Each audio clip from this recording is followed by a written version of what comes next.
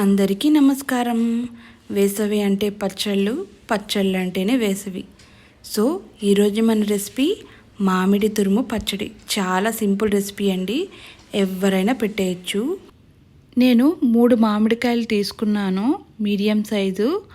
అవి 2 కప్పులు తురుము అయితే వచ్చింది. మీరు కప్స్ ప్రకారం కొలుచుకుంటే అయితే 2 కప్పులు తురుమండి. తర్వాత అయితే ఒక ప్యాన్ తీసుకున్నాను, దానిలో 1 కప్పు నువ్వుల నూనె వేసుకుంటున్నాను.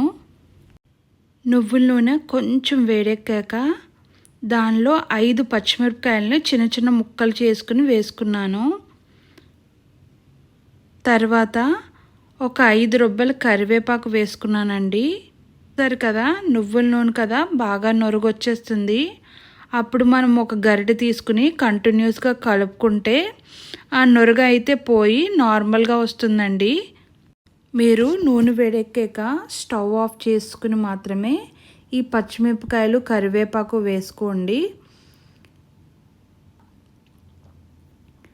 ఒక 2 ఎండుమిరపకాయలను చిన్న చిన్న ముక్కలు కట్ చేసుకుని వేసుకున్నాను, చూసారు కదా.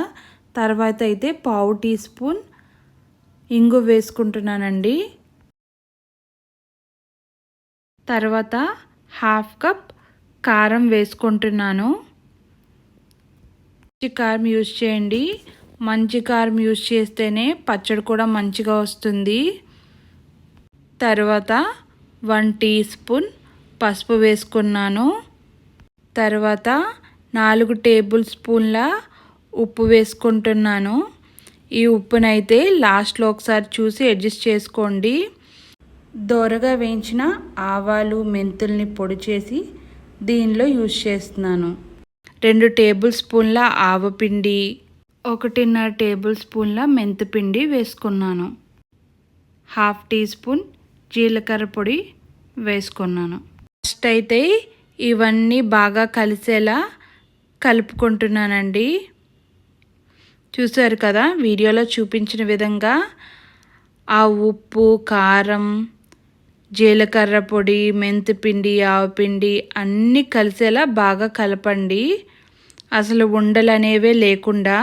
ఇలా బాగా కలిపిన తర్వాత 2 కప్పుల మామిడి తురుముని దీంట్లో వేసుకుంటున్నానండి. ఈ కప్ సైజ్ అయితే 250 ml కప్పు పై వరకు వచ్చేలా తురుమును వేసుకోండి. నేనైతే 3 మీడియం సైజు మామిడికాయలను తీసుకున్నాను. ఇప్పుడు ఈ మసాలా, ఈ మామిడి తురుము బాగా కలిసేలా కలుపుకోండి. చూసారు కదా, ఫైనల్గా అయితే ఇలా ఉంటుందండి. లాస్ట్లో ఒకసారి ఉప్పు చూసుకుని మీరు కావలిస్తే కలుపుకోండి. ఇది అయితే కరెక్ట్గా ఉప్పు, కారం అన్నీ సరిపోయాయి. ఫైనల్గా అయితే మామిడికాయ తురుము పచ్చడి రెడీ అండి. మీకు మా వీడియో నచ్చినట్లయితే లైక్ చేయండి, షేర్ చేయండి, సబ్స్క్రైబ్ చేయండి. Thank you for watching.